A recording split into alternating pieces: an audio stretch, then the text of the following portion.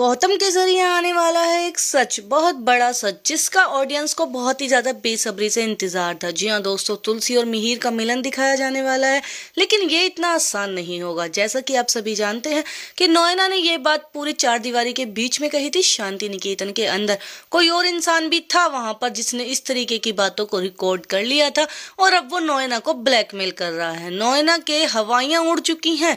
Even नोएना ने 6 साल से जो जाल शांति निकेतन के चारों तरफ बिछा के रखा हुआ था, वो जाल अब कटना शुरू हो गया है। नोएना को ये डर है कहीं ऐसा ना हो 6 साल की वजह से, उस राज की वजह से जो मैं इतने सालों से छुपा कर बैठी हुई हूँ, मैं इस घर से 1 सेकंड में बाहर हो जाऊंगी। और ये बात तो पता ही है कि मिहिर इतना ज्यादा अच्छा इंसान है कि वो किसी के साथ गलत नहीं कर सकता, इसीलिए उसने नोएना को शांति निकेतन में रोका हुआ है। और अगर ये सच पता चल गया कि उस रात नोएना और मिहिर के बीच में कुछ हुआ ही नहीं था, तो नोएना इस घर से 1 सेकंड नहीं लगेगा उसे बाहर निकालने में। मिहिर को, मिहिर जब बाहर निकालेगा नोएना को, और साथ में सुचित्रा भी घर से बाहर जाएगी, और धीरे धीरे मिताली का भी बहुत बुरा हाल होने वाला है। इन तीनों का सफाया होता हुआ नजर आएगा, क्योंकि सास भी कभी बहुती में हाई वोल्टेज ड्रामा अब देखने को मिलेगा। इसका ऑडियंस को इतने सालों से इंतजार था, इतने दिनों से इंतजार था कि अब फिर से परिवार एक होता हुआ नजर आएगा। तुलसी का जो सपना था कि पूरा परिवार फिर से एक साथ खुशी खुशी शांति निकेतन में रहे,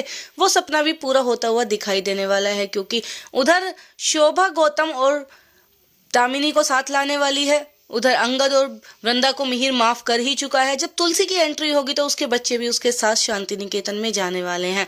दूसरी तरफ परी और अजय की लव स्टोरी की भी शुरुआत होने वाली है। थोड़ी सी प्रॉब्लम होगी उनकी शादी में, लेकिन उनकी फाइनली शादी होगी, ये बात आप सभी को भी पता है। वृंदा और अंगद, दामिनी और गौतम, इन सबका, करण और नंदिनी, सबका गृह प्रवेश होगा शांति निकेतन में एक बार फिर से, जब तुलसी की एंट्री होगी। और तुलसी की एंट्री तब होगी जब नोएना की वहां से एग्जिट होगी, और ये एग्जिट भी बहुत जल्द दिखाई देने